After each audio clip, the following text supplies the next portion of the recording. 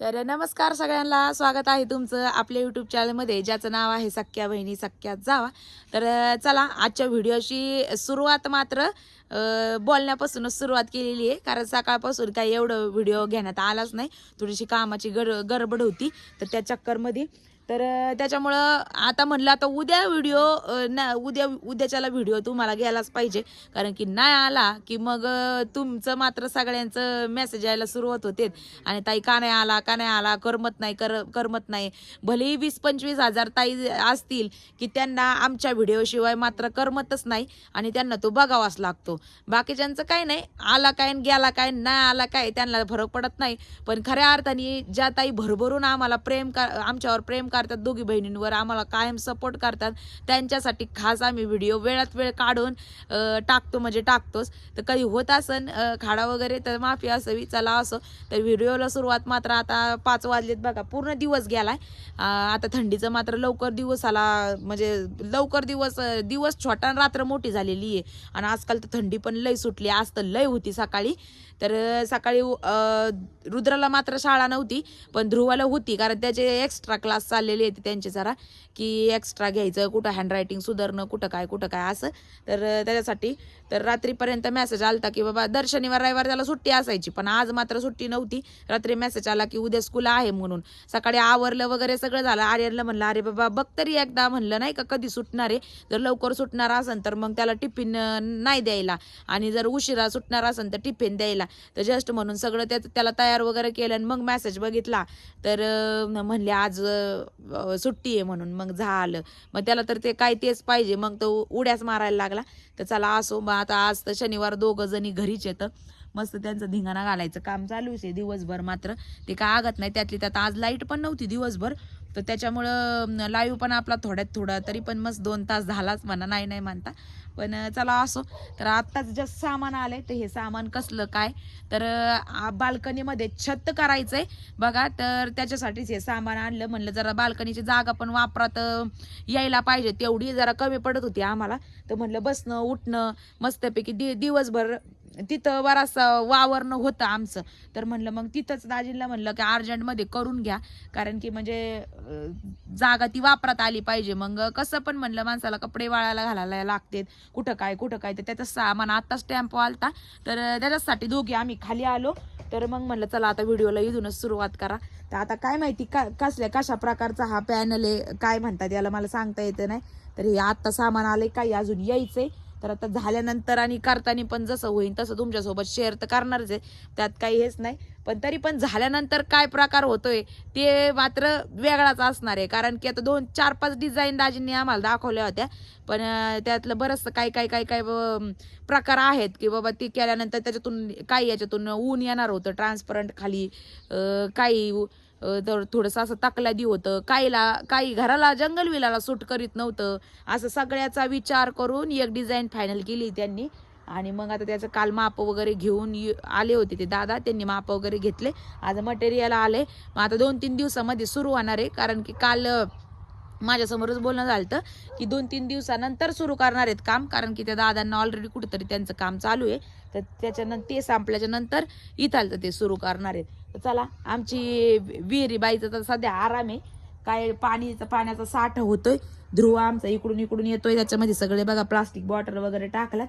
तर हिचा आत्ता तर सध्या काही वापर होत नाही, पण उन्हाळ्यामध्ये मात्र हिच्याशिवाय आम्हाला गत्यंतर नाही, कारण की ती जी मोठी टाकी आहे उन्हाळ्यामध्ये तिथं तिचा वापर होत नाही, मात्र हिचा भरपूर होतो. हिच्यामध्ये या टँकर वगैरे आणून टाकत असतो आम्ही, आणि मग याच्यातूनच सगळा सप्लाय झाडांना सुद्धा आणि वरती सुद्धा आम्हाला वापरायला सुद्धा याच्यातूनच होतो. मग मात्र त्या मोठ्या टाकीला मात्र आराम पडत असतो बघा. तर चला, इकडे स्वीटी मॅडमचं काय चाललंय. स्वीटी मॅडम खायच्या नावाने शून्य, आता तब्येत लय डाऊन झाली आहे मॅडमची. आणि चिंटू मात्र मोठा झालाय, तर आता चिंटूला कुणी आलं का स्वीटी समजते, आणि स्वीटीला चिंटू समजते. म्हणजे काना मागून आला आणि तिकड झाला, अशातली गत झाली. मोठा पण दिसतोय तिच्यापेक्षा, आणि ती मात्र बारीक झाली. आणि हा महाशय मात्र खाऊनच देत नाही तिला, तिच्यापाशी हेच करावं लागतं, उभाच राहावं लागतं खायला दिलं का. बघा ही स्वीटी कुणी म्हणन का अलीकडची, आणि तो चिंटू म्हणजे तो मोठा झालाय आणि ही बारीक झाली. पहिले ही बारीक होती आणि ही मोठी होती तो बारीक होता. हे सगळा प्रकार उलटा झालाय. चला असो. मी इकडं आले आणि हिचं चाललंय पेरू काढायचं काम. त्याला लय कीड लागली ताई, लय म्हणजे लय. वरनं फक्त बुरशी आणि पेरू जर धुतला तर आतमध्ये एकदम चांगला आहे, कडक मस्त आळ्या बिळ्या काहीच नाही. मी काल परवा दिवशी म्हणलं कडक लागते, कापून कट करून बघावा. लाईट आली वाटतं. वरनं सगळं त्याला आली. पण आतमध्ये लय छान आणि गोड पण लय आलं त्याच्यात. काढ मग काढ, जेवढे होता होईन तेवढं काढ. तिचे पेरू काढून आणि हे आपलं प्ले बटन बाबांना दाखवायला खाली आणलं होतं. तर आता ह्या आल्याच्या नंतर याचं ओपनिंग झालं, सगळं झालं. पण आता आपण काही सेलिब्रेशन केलं नाही, काहीच नाही. तर हे आपलं फॅशन स्टुडिओचं प्ले बटन आहे, आलेलं आहे की ते 100K पूर्ण झाल्याच्या नंतर जे येत असतं. आपल्या सख्या बहिणी सख्या जावा ह्या चॅनलला तर आलंच होतं गेल्या 1 वर्षाच्या अगोदर बघा. आणि हे मात्र आत्ता भेटलं. तर प्ले बटन भेटलं. बाबाला ध्रुव सांगत होता. बाबा म्हणले अरे नेमकं काय कसलं प्ले बटन. तर मग ते वरतून जाऊन घेऊन आला स्टुडिओ मधून. आणि व्हिडिओ ब्लॉग मध्ये शेअर नाही केला आम्ही, करू म्हणलं तसंच राहिलं. तर युट्यूबचं थोडस बजेट ढासळलेलं आहे, त्याच्यामुळे प्ले बटनची साईज त्यांनी गेले मला असं वाटतं 7-8 महिने झाले छोटी गेलेली आहे. आणि हे आम्हाला पण माहिती नव्हतं. ज्यावेळेस आमचं आलं मी म्हणलं आपलं नेमकं कुणी काही काढून तर नाही घेतलं ना, नेमकं प्ले बटनचा बॉक्स एवढा असतो आणि हा एवढंसा छोटा कस काय आपल्याला बॉक्स आला, एवढं छोटं कस काय प्ले बटन आलं. तर अरे मला थांब खोलू आपण, पण ओपनिंगचा व्हिडिओ करू. ओपनिंगचं वरनं बॉक्स बिक्स सगळा सेम. आणि मग त्यावेळेस तुमच्यासोबत नाही शेअर केलं, म्हणलं नेमकं दुसरं निघलं तर व्हायचं हे, म्हणून तुम्हाला नाही ते व्हिडिओ शेअर केला आम्ही. मग त्याच्यानंतर रिसर्च करायला सुरू केली आम्ही की छोटं कसं काय आला. आम्हाला असं वाटलं की फक्त लाईव्ह त्या चॅनलवरती घेतो, मग त्याच्यामुळे छोटं आलं काय. मग बरंचसं आम्ही पाहिलं त्याच्यावरती, तर युट्यूबच थोडंसं बजेट हे झाले. बटनाची साईज वरूनच छोटी करण्यात आलेली सध्या आता, त्याच्यामुळे हे छोटं भेटलंय. तर आता आपलं सेलिब्रेशन वगैरे आम्ही काही केलंच नाही, करायला पाहिजे होतं पण नाही केलं. चला असो, समजून घ्या. आणि मग त्याच्यावरच्या ज्या काही ऑफर्स वगैरे होत्या त्याच्या खुशीमध्ये तर त्या सगळ्या दिल्या आपण स्टुडिओमध्ये. ज्यात आपल्या सख्या बहिणी फॅशन स्टुडिओ, जिथं आपल्या साड्यांचा आणि त्याचा बिझनेस आहे. तर त्याच्यावरती काही ताई मस्त डेली इकडचे पण व्हिडिओ बघतात, तिकडे पण लाईव्हला असतात, त्यांना माहिती असणार आहे. पण ज्यांना कोणाला नसेल माहिती तर नक्की ते एकदा सख्या बहिणी फॅशन स्टुडिओ सर्च करा, जिथं आपले रोज लाईव्ह सुद्धा असतात. साड्यांचं वेगवेगळे प्रकारचे रिझनेबल प्राइस मध्ये आपण प्रेझेंटेशन देत असतो आणि तेवढ्याच बुकिंग सुद्धा होतात. चला असो. तर हे सबस्क्रायबर 5 झाल्याच्या नंतर आता एक ताई म्हणलं भेटतं उलट कर ना. हे बघा, हे 1 लाख सबस्क्रायबर झाल्याच्या नंतर हे असं येतं. तर त्या चॅनलचं पण आहे आणि हे दुसऱ्या चॅनलचं. आता हे जे आपल्या चॅनलचं नाव आहे ना तेच नाव इथं येत असतं. त्याच्यावरती सख्या बहिणी सख्या जावाचे आणि याच्यावरती सख्या बहिणी फॅशन स्टुडिओचे. तर हे आता दोन्ही आम्ही स्टुडिओमध्ये लावलेत. पहिले मात्र घरात होते. बऱ्याच ताई म्हणल्या आता हे भेटलं, आता मिलियन कधी होणार, लवकरच होत. तुमच्या सगळ्यांच्या आशीर्वादाने होईल. पण एवढं होतंय की एकीचं बळ म्हणजे कुठंतरी एका ठिकाणी कमी पडतंय. अर्ध लक्ष ह्या चॅनलवर, अर्ध लक्ष त्या चॅनलवर असं होतंय. जर नक्कीच एका चॅनलवर जर भर असती ना तर आज मिलियनचं बटन आपण घेतलं असतं. एवढं मात्र आमच्या दोघींना पण कॉन्फिडन्स आहेच. पण आता करायचं तरी काय, कारण लक्ष देणं दोन्हीकडे पण जरुरीच आहे. जरुरी आहे बाकी त्याच्यामुळं. आणि दुसरी एक गोष्ट मला काय म्हणायचं होतं, गेलं माझ्या लक्षातून. त्यातल्या काही ताई म्हणलं की पारायणाचं खूप वेळा विचारलं, तुम्ही कमेंट्स वाचत नाही, सांगा. तर आता स्वाती सांगेल की कसं काय. जसं की मी कालच्या व्हिडिओमध्ये पण म्हणलं होतं, स्वाती सांग काय असेल तुला आलेले अनुभव किंवा कसं करायचं काय करायचं सगळं शेअर कर. तर आता बऱ्याच ताईंना मी त्या दिवशी शेअर केलं तर म्हणल्या सांगा सांगा सांगा. तर असं ताईंनो, मी तर 4 ते 5 वर्ष झाले बघा मला, मी करते. त्याच्या अगोदर नाही केलं. तर आता गुरुचरित्र जे ग्रंथ आहे याच्या म्हणजे या ग्रंथामध्ये एवढा पॉवर आहे ना की आपल्या जीवनामधलं जेवढं पण काही संकट आहे आपल्यावर येणारं किंवा आपल्या आयुष्यामध्ये आपल्या घरामध्ये जेवढं दुःख आहे तेवढं जी डॉक्टर म्हणा किंवा कुठलं काही XYZ जे नायनाट करू शकत नाही, रोगराई असो काही असो, तेवढा हा ग्रंथ त्याच्यावरती पॉवरफुल आहे हे मी तुम्हाला म्हणन. आणि देवाची भक्ती करणं म्हणजे हे खूप आयुष्यातलं एक प्रकारचं पुण्य आहे. ब्रह्मा विष्णू आणि महेश म्हणजे तिन्हींचा एक देव म्हणून. आता स्वामी समर्थांचा सुद्धा एक अवतार, दत्त भगवानांचाच एक अवतार स्वामी समर्थ महाराज आहेत. तर असो, देव सगळे एकच आहेत, पण आपण मात्र वेगवेगळं केलंय, म्हणजे हे असं ते तसं असं केलंय. तर चला असो, तर कसं करायचं तर तर आता पहा, काहींना जमत नाही 7 दिवसामध्ये पारायण. कुणी कुणी तर एवढं बापरे, ज्यांना लय जमतं ना ते 3 दिवसामध्ये पण पारायण कंप्लीट करतात. आणि पारायण 3 दिवसात कंप्लीट करणं म्हणजे नॉट अ जोक. त्याला लय म्हणजे लय पॉवर लागतं आणि लय ताकद लागती, तेव्हा कुठंतरी त्याचं पूर्ण होतं. तर 7 दिवसांच्या कालावधीमध्ये दिवसभराचे म्हणजे 5 ते 5.5 घंटे आपल्याला लागतातच वाचायला. पण आता काही जॉब करते, त्यांना जमत नाही बाहेर. आता याच्यामध्ये नियम असे असतात की वेस वलांडायची नाही, परान्न खायचं नाही, कांदा लसूण वर्ज्य असतं, म्हणजे अन्नामध्ये कांदा लसूण खायचंच नाही. किंवा मग एक दिवस पहिल्या दिवशी आपण जे अन्न ग्रहण करू, म्हणजे ज्वारीची भाकर खाल्ली तर 7ही दिवस ज्वारीचीच भाकर खायची, चपाती खाल्ली तर 7ही दिवस चपातीच खायची. त्याच्यानंतर म्हणजे जे पण काही आहे ते आपण पहिल्या दिवशी जे केलं ते 7ही दिवस तसंच केलं पाहिजे. आणि एकदा वाचनाचा जो कालावधी असतो तो सकाळी 12 ते 12:30च्या दरम्यान वाचायचं नाही आणि संध्याकाळी 4च्या नंतर वाचायचं नाही, असं त्याचा नियम आहे. जे असेल ते सकाळीच आणि पहाटे वाचलेलं तर अतिउत्तम असं आहे. तर पूजेचं स्वरूप काय साधं सिंपल आहे. जसं आपण महालक्ष्मी मातेची जशी आता गुरु मार्गशीर्ष महिन्यातली जशी पूजा मांडतो ना तशीच मांडायची. दत्त भगवानचा एक फोटो पाहिजे आणि बाकी फळं वगैरे आणि आपलं गुरुचरित्राचा ग्रंथ. तर गुरुचरित्राचा ग्रंथाचा आता बरेचसे काही संस्कृतमधला वेगळा आहे, काही मराठी आवृत्तीत आता बंदच झालेली आहे. पण कुणाकडं जुना ग्रंथ असेल तर अतिउत्तम, म्हणजे त्याच्यातून बरंचसं ज्यांना संस्कृत समजतं ना त्यांना मेन म्हणजे वाचनातून त्याच्यामध्ये काय लिहिलेलं आहे ती समजणं जरुरीचं आहे. आणि 53 अध्यायातून प्रत्येक अध्याय वाचल्याच्या नंतर काही ना काही पुण्य फळ मात्र आपल्याला हे मिळतच असतं.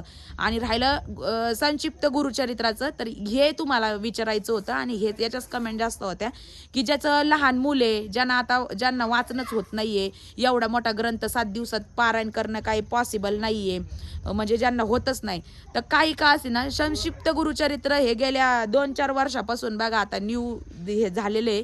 आणि काही जण तर ह्या संक्षिप्त गुरुचरित्र ग्रंथाचं छोटं पुस्तक आहे बघा एवढं आणि ती इझिली तुम्ही वाचू शकता अशा पद्धतीचं. आता ह्या वर्षी ना मी तेच वाचले, कारण की काय आहे की वाचन एवढं 5-5 घंटे करायचं आणि परत लाईव्हचा पण तेवढं बोलायचं, त्याच्यामुळे मला एवढं पॉसिबल झालं नसतं आणि सुट्टी पण करून जमलं नसतं. म्हणून मग मी काय केलं, संक्षिप्त गुरुचरित्र आदल्या दिवशी दाजींना आणायला लावलं अर्जंटमध्ये आणि म्हणलं खंड नको, वाचणं इम्पॉर्टंट आहे. तर ज्यांच्या घरामध्ये लहान मुले, ज्यांना बाबा होतच नाही बाबा मोठा ग्रंथ वाचणं होतच नाही, तर त्यांनी हे संक्षिप्त गुरुचरित्र डेली जर वाचलं ना तर तुमच्या आयुष्यातलं सगळं म्हणजे आनंद आहे, म्हणजे इतकं तुम्ही सुखी होऊन जातात.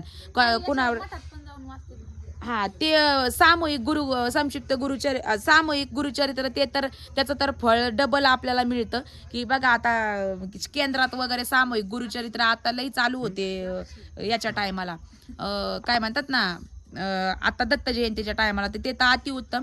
पण आता तिकडं केंद्रात वगैरे जाणं माझं झालं नसतं, म्हणून मग मी आता घरातच वाचलं. आणि घरात वाचलेलं उलट चांगलं. घरामध्ये जे बोल आहेत, जे उच्चार आहेत ते कानी पडले किंवा घरानी तर एकदम चांगलं. तर ज्यांना पॉसिबल होतं ना त्यांनी खरोखर रोज वाचा. 1 ते 1.5 तास काही जास्त लागत नाही त्याला वाचायला. 1 ते 1.5 तासामध्ये जर तुम्हाला स्पीड असला ना तर तुम्ही 1-1.5 तासामध्ये वाचू शकता. आणि ज्यांना स्पीड नाही, फर्स्ट टाइम तुम्ही वाचताना, तर मग वेळ लागू शकतो 2-2.5 घंटे. मलाही पहिल्या वर्षीचा अनुभव आहे की म्हणजे भरपूर टाइम लागतो, लय टाइम लागतो. पण नंतर आता स्पीड आला ना तर त्याच्यामुळे काही वाटत नाही आता, आणि एका बैठकीतच वाचतात ते. तर तुम्हाला आता तर जाऊ द्या, ह्या वर्षी सोडून द्या. पण असं नाही की तुम्ही श्रावण महिन्यातच गुरुचरित्राचं पारायण केलं पाहिजे किंवा मग दत्त जयंतीच्या टायमालाच केलं पाहिजे. तुम्ही कधीही करा, देव सदा रात्रंदिवस आपल्यासाठी उभाच आहे आणि कधीही केलं तरी चांगलंच आहे. तुमच्या जर मनात आलं ना तर तुम्ही 100% करून टाका.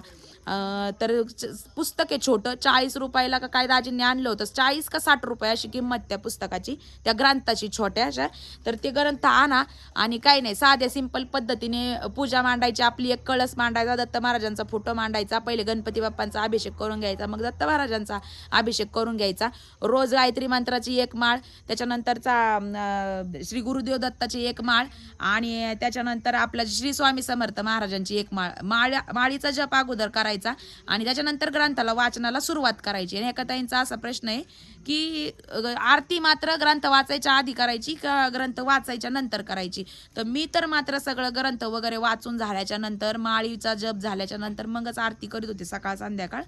तर ग्रंथ वाचल्याच्या नंतर केली तरी चालेल किंवा त्याच्या आधी केली तरी चालेल, असं काही नाही. तर हा प्रश्न तिथंच म्हणजे हे होऊन जातो. चहा थंड होतोय. जाऊ दे होऊ दे काय नाही. तर असं पद्धतीने तुम्ही वाचन करू शकता. एकाच बैठकीत वाचायचं. 7 दिवसाचं तुम्ही 7 पारायण करताय तर 7 दिवसामध्ये तुम्ही कांदा लसूण वर्ज ते नियम जे सांगितले ते पाळायचे. आणि ग्रंथ वाचायच्या आधी आदल्या दिवशी 4 श्वान आणि 1 गाय यांना नैवेद्य दाखवायचं. जे पण काही आपल्या घरामध्ये भाजी भाकर जे पण काही बनलेलं असेल त्याचाच दाखवायचं, एक्स्ट्रा काही नाही. उद्यापनाच्या दिवशी तुम्ही कसलाही नैवेद्य करा, पण घेवड्याची जी शेंगा आहे त्याचा मात्र नैवेद्य महाराजांना प्रिय आहे. तो नैवेद्यामध्ये पाहिजे म्हणजे पाहिजेच. आता काल आम्ही पोळ्या नाही केल्या, लापशी आणि तेच केलं, पण आता जे मेन आहे नैवेद्य तो तर दिला. शेवटच्या दिवशी एक जोडीला तुम्ही जेवण म्हणजे घालून अन्न आणि वस्त्राचं दान केलं पाहिजे. अशा पद्धतीचं उद्यापन आपण केलं पाहिजे. आणि शेवटच्या दिवशी 4 प्रकारचे नैवेद्य जे असतात, एक ग्रंथाला, एक दत्त महाराजांना, एक आपल्या देवाला आणि एक गाईला, असे 4 नैवेद्य लागतात शेवटच्या दिवशी. तर बऱ्याच ताईंना ह्याविषयी माहिती असणार आहे, पण ताईंनो खरंच माझी जीव मनापासून तळमळे की खरंच तुम्हाला अडीअडचणी आहेत जास्त, किंवा मग घरामध्ये शांतता नाहीये, किरकिर होतीये, मुलाची काही चिंता वाटत असली की माझा मुलगा जास्त चिडचिड करतो, त्याच्या अभ्यासात प्रगती व्हावी, जी पण काही तुमची इच्छा आहे ती नक्कीच दत्त महाराज पूर्ण करतील. आणि मला त्याचा अनुभव सुद्धा आहे ताईंनो. फक्त करा, मनापासून करा. हे माझं मत आहे. मनापासून कुठलीही गोष्ट केली ना की ती कुठल्या ना कुठल्या स्वरूपामध्ये थोड्या महाराजांपर्यंत पोहोचते. फक्त आहे ना कुठलंही ग्रंथ वाचण्याच्या अगोदर संकल्पयुक्त तुम्ही पारायण करा, की संकल्प करा की तुम्ही कशासाठी करताय, काय करायचं. पहिल्या दिवशी महाराजांना सांगायचं की माझी अशाची इच्छा आहे आणि मी संकल्प करते आणि अशाची इच्छा आहे माझी पूर्ण करा म्हणून. मग ती काही पण असो, XYZ तुमची, पण तुम्ही करा बस. बाकी मला काहीच म्हणायचं नाही. तुमच्या ज्या पण काही येणीवाईन दुखणे भाणे असू, काही पण असू, सगळ्या इच्छा महाराज नक्कीच पूर्ण करते. आणि ह्या 7 दिवसाच्या कालावधीमध्ये तुम्हाला कशाच्या ना कशाच्या रूपामध्ये तुम्हाला महाराज साक्षात्कार देणार म्हणजे देणारच. आणि मला ते 100% अनुभव आहे, कारण 4ही वर्षी मला कंटिन्यू म्हणजे अनुभव आलेलेच आहेत. तर येते ताईंनो एवढंच. आता जास्त काही डिटेल्समध्ये जर अजून माहिती पाहिजे असली तर नक्की सांगा, परत अजून सांगा. पण मला तरी वाटतंय की मला होता होईल तेवढं तुम्हाला सगळ्या गोष्टी मी सांगितल्यात. आणि याच्या व्यतिरिक्त आता काहींचं म्हणणं बाबा लय कडक आहे आणि लय अवघड असतं आणि लय हे काहीच नाही, केलं तर सगळं पॉसिबल आहे आणि नाही केलं तर काहीच पॉसिबल नाही असं आहे. तर उतारलं आणि केलं तर सगळ्या काही गोष्टी होऊन जातात. चला, अंधार पडलाय, चहा पण गार झालाय. तिचं खाऊ खाऊ कसा झालाय आणि ती बिचारी वाळून गेली बाई. हा, तर चला मस्त चहा पाणी झालं, व्हिडिओ स्टॉप केलता मध्ये. आणि नंतर मग आता भैया आलाय आणि ताई चालली जरा बाहेर अर्जंट, 2-3 तासांनी लगेच येणार आहे. दाजी जरा कामानिमित्त बाहेर गेलेले, त्याच्यामुळे भैयाला बोलून घेतले. पिरू तर आलाय बघा बरं का. हा माझा भाऊ आहे, तुम्ही बघितला असं. हा, अंधारात आता एवढं क्लिअर नाहीये, अंधार पडायला लागला ना त्याच्यामुळं. जाण लवकर या माग. नाही बाई, चिंट्या काय असं माणसाला. आता पण बिस्किट एक 2 पॅकेट संपले तरी पण बसल्या बसल्या स्वाती बोलत होत वर मी त्यांना टाकली, तेवढे दोघांना बघ तिकडे टाकलाय. जा खाशील का ग तू? खरंच पिरू खाणार आहे का तू? हा, नाही खाणार, नुसते नाटक. का झाला पण तरी पण ती किती खराब झाली, तिला खाऊन नाही देत. अरे तिला खाय टायमाला त्याला बांधून टाक. बरं जा आता, जा तुम्ही लवकर माघारी येताना.